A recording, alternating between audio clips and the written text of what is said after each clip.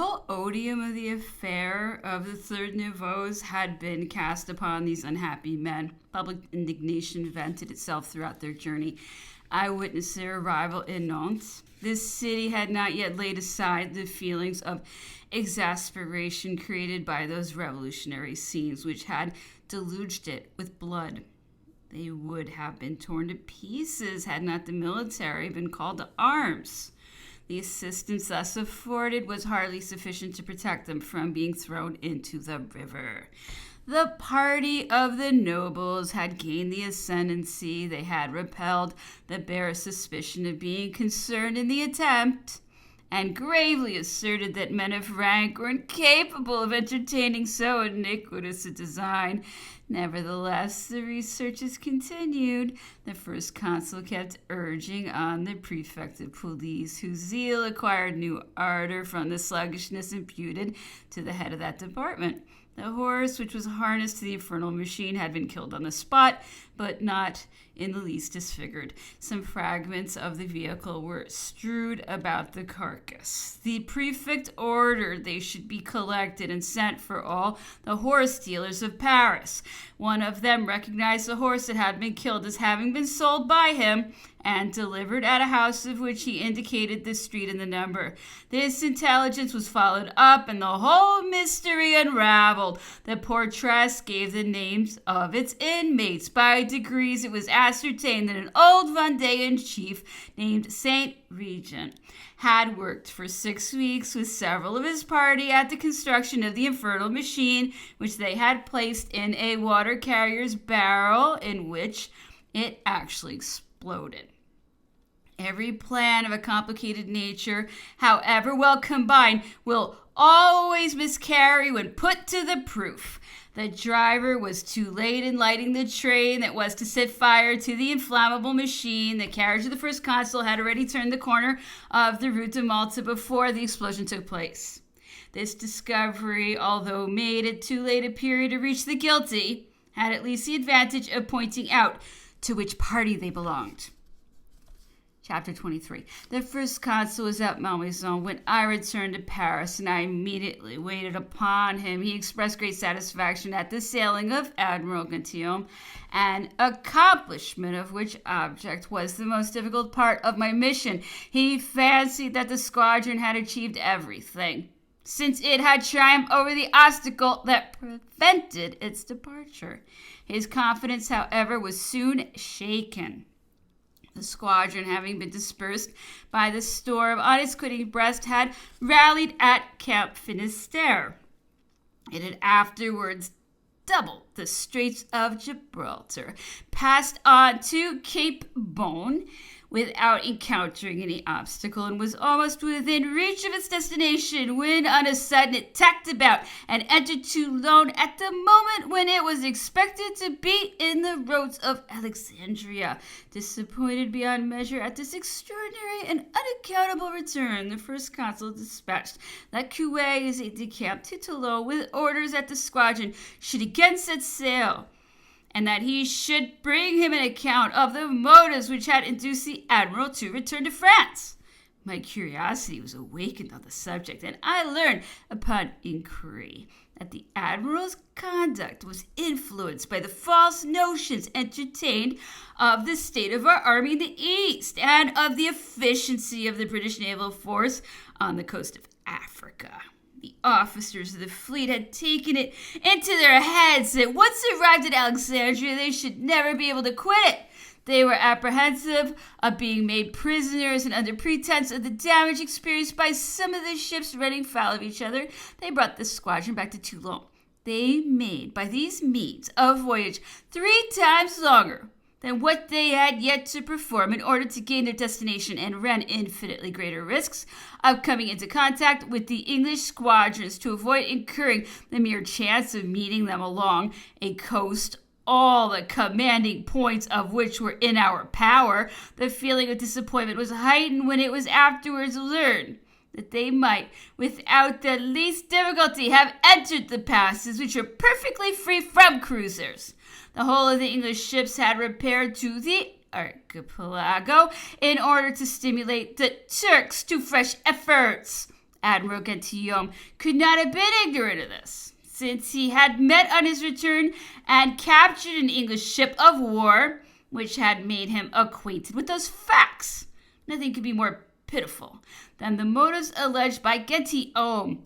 Nevertheless, he obstinately refused to put to sea again. It was found impossible to overcome this determination, and the first consul, notwithstanding his displeasure, was under the necessity of giving way and of combining some other mode of sending assistance to Egypt. As the late expedition had succeeded in getting under way in spite of the weather and of the English, a fresh one might be equally successful. The first consul directed preparations to be made for a second expedition. In the same harbor from which the first had sailed, he ordered 6 line of battleships to be equipped and entrusted the command of them to Vice Admiral Latouche Trevilla, who had the charge of accomplishing what Gentilhomme had left undone.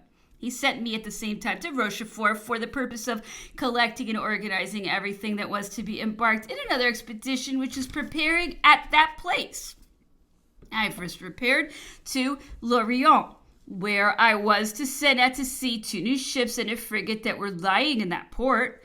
I communicated my instructions to the maritime prefect, Vice Admiral Decrès, who afterwards became Minister of Marine and a duke. He caused the ships to set sail immediately and come to anchor at L'Île d'Aix, close to the mouth of the Charente, whence they were ordered to join the squadron then fitting out at Rochefort. I visited Nantes and penetrated through La Vendée on my way to Rochefort. Over this unhappy country were still scattered the embers of the conflagration by which it had been desolated. Not a man, not a house was to be seen. In a space of 15 leagues through the richest part of those lately flourishing provinces, I discovered only women, children, and ruins. Every dwelling house had been destroyed. The lands were untilled. The villages buried, as it were, under the briars and grass which were growing out of their ruins. The roads were entirely broken up. In whichever direction I turned my eyes, I beheld a vast picture of desolation, which harrowed the soul. It was the close of day, and hesitating to venture during the night upon such wretched roads, I took shelter in a cabin, which had been made a post-house station. I found there some priests who were returning from Louisiana, whither they had fled for shelter when driven by persecution from their native land. I was struck with the attentions paid to them by the peasantry. My carriage, my money, my military dress, everything yielded to the reverence which their cassocks inspired. The supper and apartments were kept in reserve for them. They had the complacence to divide their meal with me, but I was compelled to sit by the fireside until the return of day. I at last got to Rochefort after encountering many difficulties.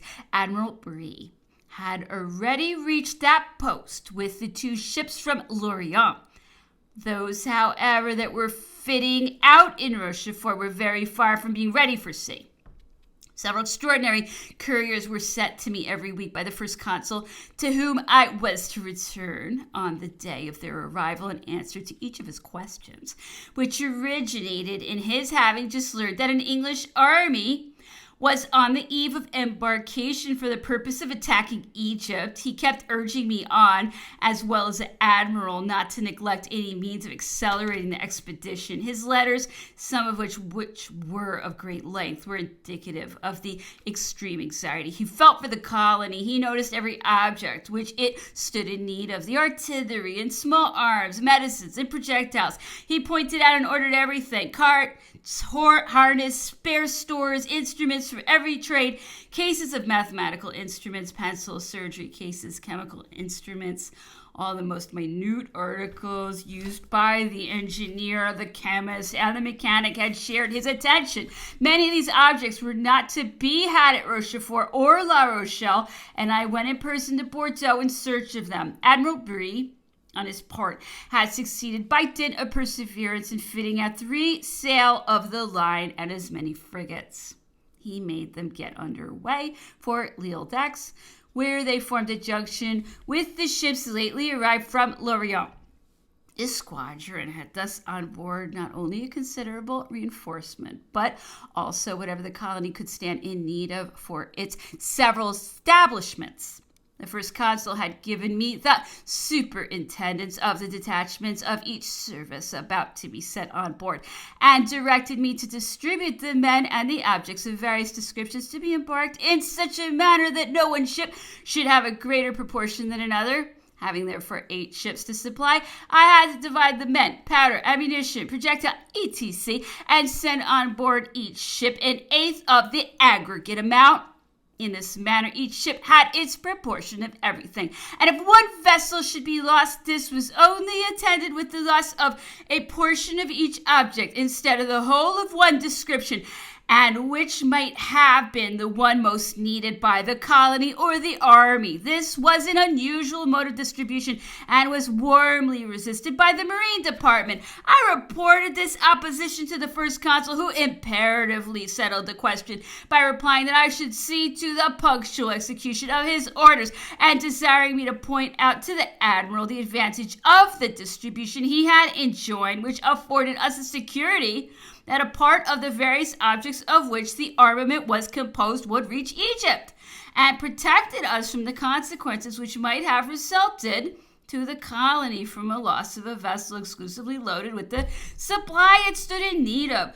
I had to send a detailed statement of the number of men of each corps and of the quantity of each kind of articles embarked on board each ship. It was approved by the first consul and returned without any alteration. Everything was in readiness, and the fleet about to sail, when he sent me an order to load a fast-sailing corvette with timber for use of the artillery, with wheels, wheelwrights, timber, and gun carriages ready mounted, which I was authorized to take from the arsenal of La Rochelle. I proceeded immediately in search of a corvette of the swiftness required, loaded it to its full at measurement, united it to the squadron, and reported progress to the first consul. His reply was soon received. It was an order for Brie to proceed immediately to the Mediterranean, where he was to rally under his command the squadron of Admiral Guillaume, and continue his voyage in all haste for Alexandria.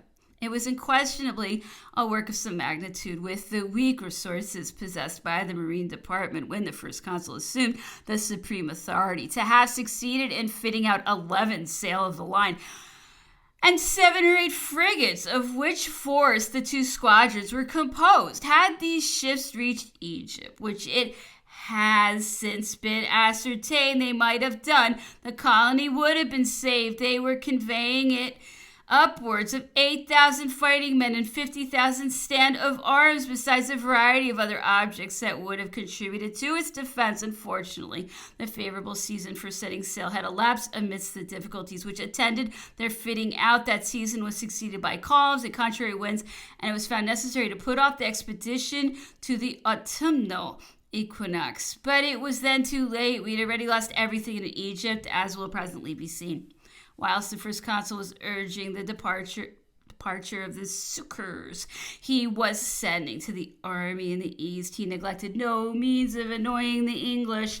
Portugal might be considered a colony of England, and he determined to expel them from it. This enterprise had the twofold object in view of taking possession of a country with which we were still at war, and of compelling the English to send to the relief of their ally the troops which they destined for an attack upon Egypt. Spain entered into his views, formed an army in Extremadura, and granted a passage through Biscay and Castile to the corps of French troops that were intended to join and assist her in her operations. The junction took place at Badajoz. The King of Spain came in person to assume the command of the combined forces. The celebrated Godoy, who will be spoken of in the sequel of these memoirs, was second in command. Our troops were under the orders of General Leclerc, brother-in-law of the first consul, and did not exceed 10 or 12,000 men of all arms. Lucien Bonaparte, who had recently quitted the Ministry of the Interior, had just been named ambassador to Spain and followed the king to the army. Portuguese government, conscious of being too weak to resist the forces about to invade their territory, only exerted themselves to avert the storm. Their ally having left them to their own resources, they submitted to the conditions of peace imposed by us and sent an ambassador to the first consul. This was the first diplomatic appointment from Portugal to France since the breaking out of the revolution. Don Manuel Godoy, who had already been created Prince of the Peace on account of the Treaty of Basel, obtained as a reward for the late insignificant expedition and extension of favors and patronage of which no example had yet been found in history. He brought his sovereign back to Madrid, was considered the only man calculated to manage the internal and external affairs of Spain, and very shortly drew down upon himself the animadversion of all Spaniards. As a consequence of this peace, and in execution of the Treaty of Luneville, the first consul raised to the throne of Tuscany the son of the infant of Parma, who had espoused the daughter of the King of Spain. That prince was acknowledged by the title of King of Etruria and came to thank the first consul for his elevation. He was received by General Bessières, who had gone as far as Bayonne to meet them, and traversed France under the name of Count of Leghorn, which he retained during his sojourn at Paris. This unexpected visit was looked upon by the old Republicans with an eye of suspicion. It was, on the other hand, strenuously applauded by the nobility, and they took care to point out the difference between the first consul, who had just created a king, and the Directory, who treated nothing but republics. This unfortunate prince was, however, very ill calculated to recommend by his personal character the institutions to which the nobility clung with so much fondness. Nature had endowed him with an excellent heart, but with very limited talents, and his mind had imbibed the false impress consequence. Upon his monastic education, he resided at Malmaison nearly the whole time of his visit to Paris. Madame Bonaparte used to lead the queen to her own apartments, and as the first consul never left his closet except to sit down to meals, the aides-de-camp were under the necessity of keeping the king company and of endeavoring to entertain him. So wholly was he devoid of intellectual resources. It required, indeed, a great share of patience to listen to the frivolities which engrossed his attention. His turn of mind being thus laid open to view, care was taken to supply him with the playthings usually placed in the hands of children. He was therefore never at a loss for occupation.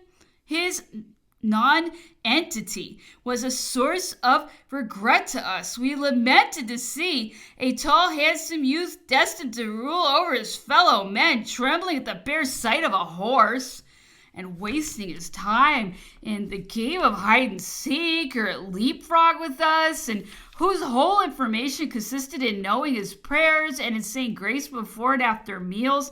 Such, nevertheless, was the man to whom the destinies of a nation were about to be committed when he left France to repair to his kingdom.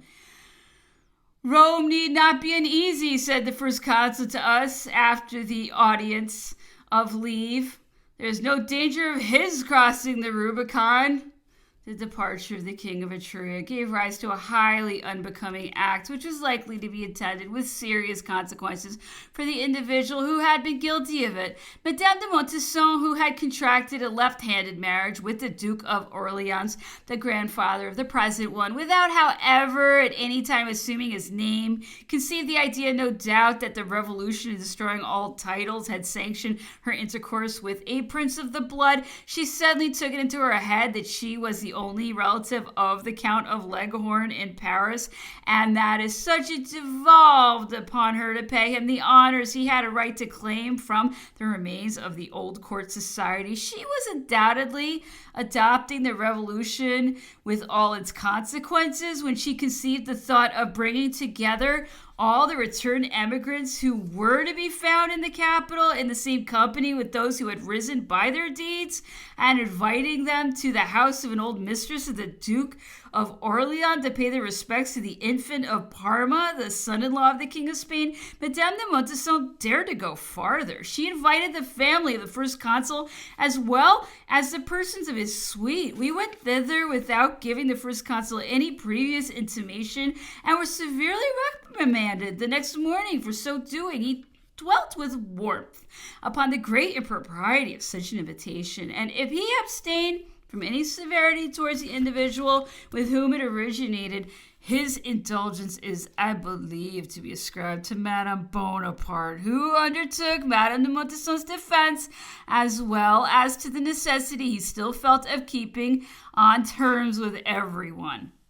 Chapter 24. When I broke off the thread of my narrative, the affairs of Egypt, I left General Kleber in that country just after he had repaired his error, the cause of him of a heavy loss of men, and after he had become acquainted with the revolution of the 18th Brumaire, which had made him renounce all idea of returning to France without a previous sanction of that measure by the first consul. After driving the Grand Vizier back into Syria and recovering possession of Cairo, where the headquarters were again established, Kleber's whole attention was directed to the object of restoring whatever had been destroyed during the momentary occupation of that city by the Turks.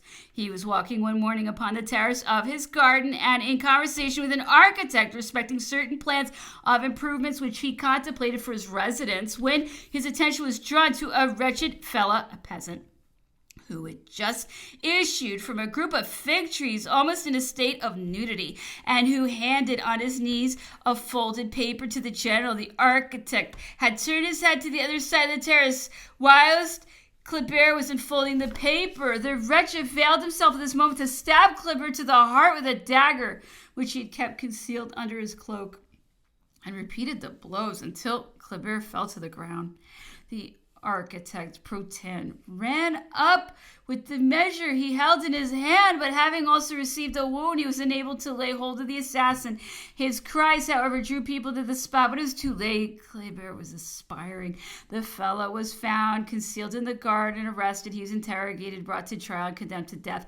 He met the punishment of having his right hand cut off and of being impaled with the same indifference which he had displayed in the perpetration of the crime. This fellow was at most 18 or 20 years of age. He was a native of Damascus and declared that he had quitted his native city by command of the Grand Vizier, who had entrusted him with the commission of repairing to Egypt and killing the Grand Sultan of the French. That for this purpose alone he had left his family and performed the whole journey on foot, and had received from the Grand Vizier no other money than what was absolutely requisite for the exigencies of the journey. On arriving at Cairo, he had gone forthwith to perform his devotions in the great mosque, and it was only on the eve of executing his project that he confided it to one of the sheriffs of the mosque. The death of General Kleber was made known to the first consul in the winter of 1800. I was on duty about his person when a courier coming from Toulon with large fumigated packets brought them to me at the Tuileries at 10 o'clock at night. All was then quiet, and I was unwilling to awake the first consul for the mere purpose of his reading. A few hours sooner, the contents of dispatches from Egypt, I accordingly delayed presenting them until the hour of Bourrienne's repairing to his presence. He made me remain to open the packets, which contained an account of all that had taken place in Egypt since the departure of the Turkish army.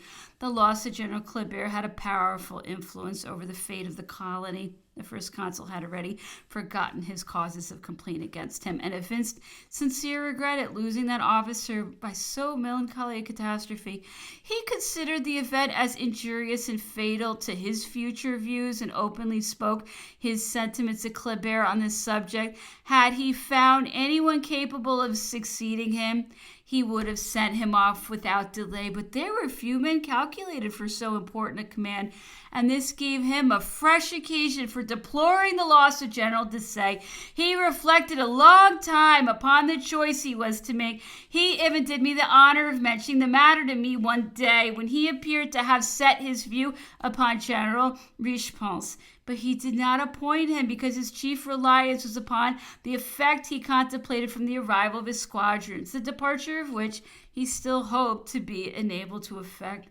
The remains of Kleber were interred with the utmost pomp, and a monument was raised to his memory. The command of the army unfortunately devolved by seniority upon General Menou, a very respectable man, but utterly ignorant of his profession, and indeed so free from any pretension to a knowledge of military matters that he candidly owned that they had never engaged his attention. He had moreover exposed himself to ridicule by marrying a Turkish woman, notwithstanding his advanced age, and had, in consequence, become a butt for the jests of the officers of the army, which were not restrained even by the presence of the Turks.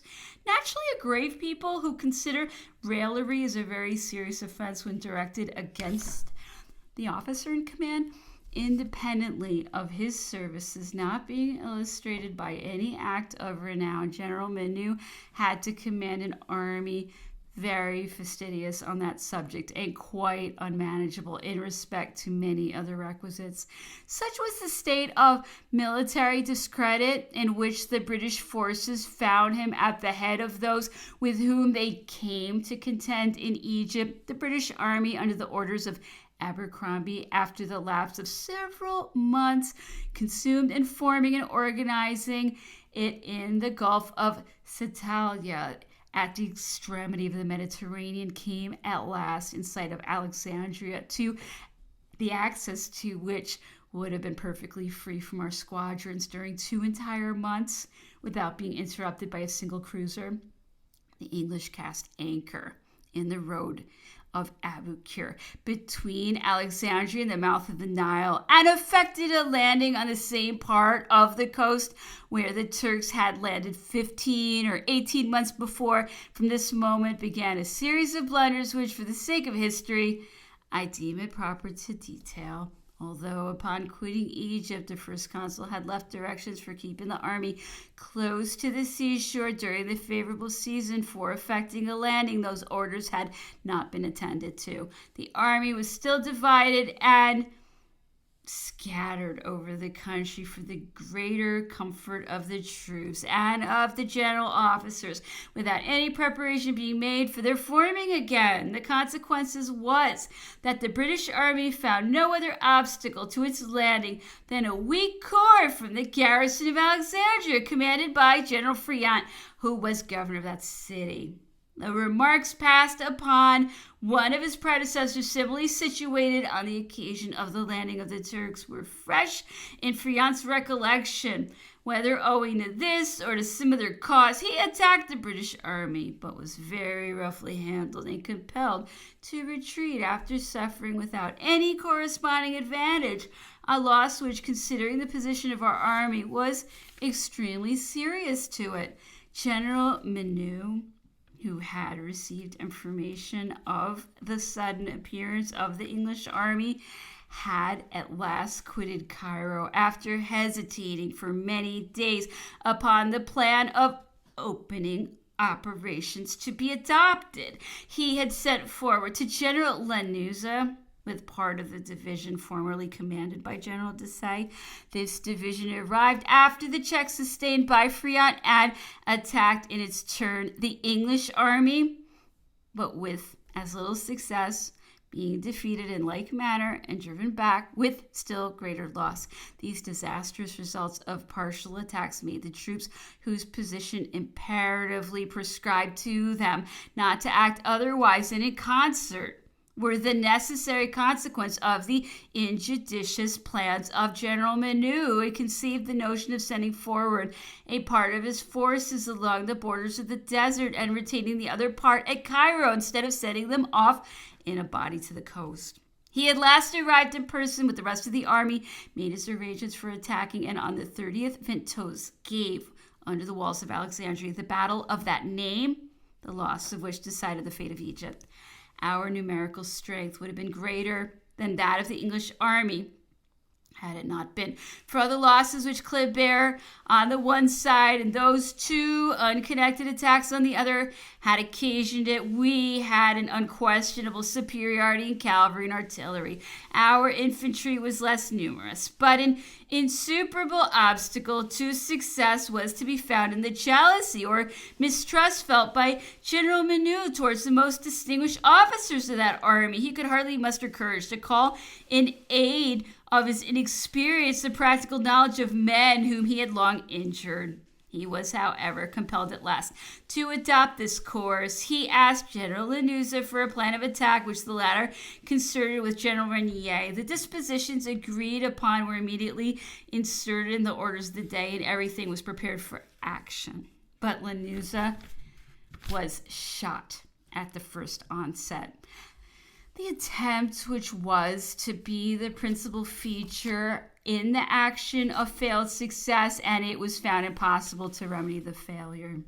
Many were the deeds of bravery performed, as usual, by the several corps, but they were rendered unavailing. The commander-in-chief of the English army was killed. Our army, notwithstanding, retreated the same night to the lines of Alexandria, leaving the English in possession of the field of battle. They soon approached the city, which was indeed quite unassailable with the means of attack they had brought up, but they carried on the rest of the campaign in the most skillful manner. General Menou had shut up the army in Alexandria. He could no longer communicate with Egypt except by way of the Canal of Romagné, so that the English were masters of the sea as well as of the peninsula of Aboukir. Their engineers reconnoitered the banks of the canal dug by Alexander the Great. They soon discovered that it had been effected by means of stupendous constructions across the Lake Mareotis, which is to the right of the canal on the road from Alexandria to the Nile, and is only separated from the lake of Aboukir, and therefore from the sea by that same canal, the banks of which served as dikes to both lakes. They also discovered that the lake of Aboukir was more elevated than Lake Mareotis, the waters of which were absorbed by the sun's heat and left the ground covered with saline crystallizations. After ascertaining the lowest point of Lake Mareotis, the English engineers cut open at that point the two dikes forming the banks of the canal and existing ever since its original construction, and after making all the troops pass beyond the cut, they introduced the waters of the Lake of Aboukir into the old Lake Mareotis, which in a few days was filled with water as far as the Arab's Tower, a distance of 8 leagues westward of Alexandria. The effect of this operation was to encircle Alexandria by the sea on one side, and by this new Lake Mareotis on the other, and by means of a small body of troops stationed in such a manner as to obstruct the filling up of the cut made to the canal. The English kept the army of General Menou blockaded in Alexandria, where it was fortunately provided with resources in abundance. Lake Mareotis had been so completely filled with water that if General Menou had attempted to return to Cairo, he could only have succeeded by making the round of that inundated land and passing close to the Arab's Tower. But the army would have to perform a march of 26 leagues through the desert before it could obtain any supply of water fit for drinking, and was not provided with camels for transporting the requisite supply of those 26 leagues of country, whereas before the inundation of the lake by the waters from the sea, they had only a distance of 5 or 6 leagues to perform in order to obtain fresh water.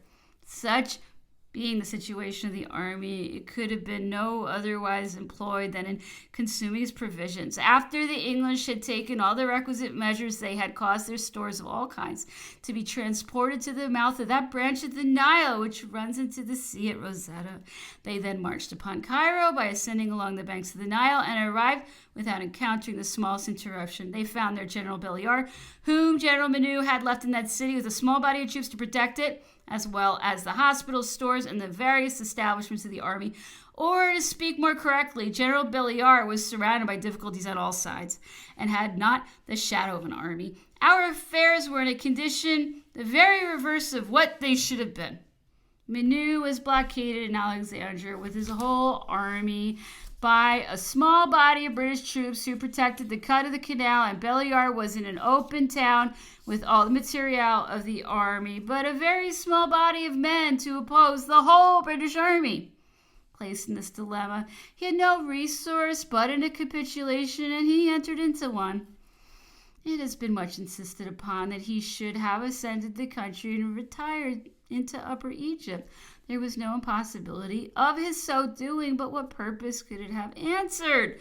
What provisions or resources could he have derived from that country? What means had he of carrying on the war? Were they to be found in a handful of men under his orders to make head at one and the same time against the sepoys on their way to India, and the troops which Europe and Asia had already poured upon him? What useful purpose besides could he have found in incurring fresh risks of a much more formidable nature than the former ones? Could it have been with the view to afford time for sending assistance to him? But how could the mother country have furnished him with those succors in the deserts of Said, which it had been unable to supply when he was in the heart of the Delta? Was it easier to penetrate to the Red Sea than to effect a landing on the shores of the Mediterranean, to disembark at Kusir, than to reach Alexandria, Burlos, or Damietta? Fate had decided the question. It would have been a useless effusion of blood to prolong the contest. Criticism often wields its two ready weapons and becomes an easy task for those who deal in it at a distance from all danger. Belliard capitulated upon condition of being taken back to France with his body of troops. The English army brought back to the sea coast all those extensive establishments and arrived just in time to receive the surrendered General Menou, who had nearly exhausted all his provisions and wasn't willing to wait until he should be absolutely reduced to extremities, lest he should not then obtain such favorable terms. The English, on the other hand, whose fleet was moored in Aboukir roads, were extremely desirous of bringing it up to Alexandria. So great was their anxiety to close the war without delay. Thus ended that brilliant enterprise, which had emanated from the mind of a mighty genius, bent upon giving a new existence to the East, and who had attended with greater care to its smallest details than his successors had bestowed upon its main interests, and which proved the grave of their glory. Everything that was done in Egypt since his departure bore the stamp of mediocrity, and prepared the first consul for the catastrophe that necessarily ensued. The return of the army of the East dispelled the hopes which the occupation of the colony had nourished. Malta had been taken possession of by capitulation in the preceding season. There existed no longer any means of restoring an expedition to its former state of efficiency, which at one time bade fair to change the aspect of the universe. The first consul had received the official news of those events in the summer of 1801. It therefore became useless to dispatch the squadrons from Toulon and Rochefort. Whatever had been embarked was, on the contrary, landed, and the necessary arrangements were made in the first named port for receiving the army of Egypt, which the English were bringing back on board the same ships that had conveyed their own to that country. However great was the displeasure of the first consul at what had taken place, and in particular at the conduct pursued by several general officers of that army, not an expression of ill humor escaped him against anyone, nor did he make inquiry into the conduct of a single individual. He showed at all times a marked preference for those who formed a part of that army, whether in the distribution of favors or in the nomination to lucrative employments, with the exception, however, of a few officers who had belonged to the army of Italy, but had made themselves conspicuous by their bad spirit and ingratitude. And the only revenge he took on these was to forget them altogether.